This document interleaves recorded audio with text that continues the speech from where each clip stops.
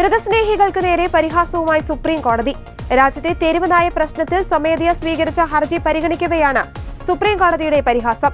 കടിക്കാതിരിക്കാൻ തെരുവ് നായ്ക്കൾക്ക് counselling നൽകണമെന്നായിരുന്നു supreme കോടതിയുടെ വാക്കാലുള്ള പരാമർശം.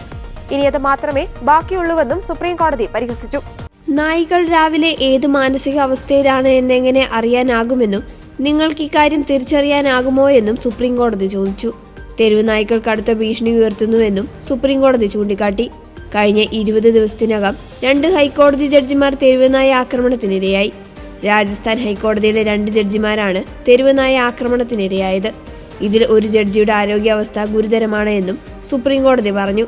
ഇടക്കാല ഉത്തരവിൽ മറുപടി നൽകാത്ത സംസ്ഥാനങ്ങൾക്ക് നേരെ കടുത്ത നടപടി ഉണ്ടാകുമെന്ന് സുപ്രീം കോടതി മുന്നറിയിപ്പ് നൽകിയിട്ടുണ്ട്.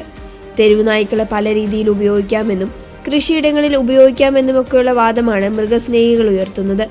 ABC ചട്ടങ്ങൾക്ക് വിരുദ്ധമാണ് മൃഗസംരക്ഷണ ബോർഡ് തയ്യാറാക്കിയ നടപടിക്രമം.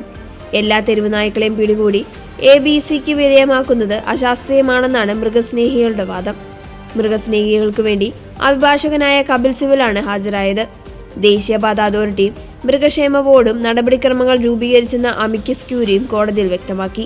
തെരുവ് നായ ശല്യമുള്ള സ്ഥലങ്ങളുടെ പട്ടിക സംസ്ഥാനങ്ങൾക്കും കൈമാറിയെന്നും തെരുവ് നായ്ക്കളെ പാർപ്പിക്കാനുള്ള ഇടവും പ്രജനന നിയന്ത്രണ കേന്ദ്രവും വ്യത്യസ്തമാണെന്നും അമിക്കസ് ക്യൂരി പറഞ്ഞു. അടിസ്ഥാന സൗകര്യം ഒരുക്കേണ്ടത് തദ്ദേശ സ്ഥാപനങ്ങളാണെന്നും പാർപ്പിക്കാൻ കേന്ദ്രങ്ങളില്ലെങ്കിൽ തെരുവ് നായ്ക്കളെ തെരുവിൽ നിന്ന് മാറ്റാനാവില്ലെന്നും അമിക്കസ് ക്യൂരി വ്യക്തമാക്കി. ദേശീയപാതയിൽ തെരുവ് നായ ശല്യമുള്ള ഇടങ്ങൾ തിരിച്ചറിഞ്ഞുവെന്ന് NHAIയും അറിയിച്ചു.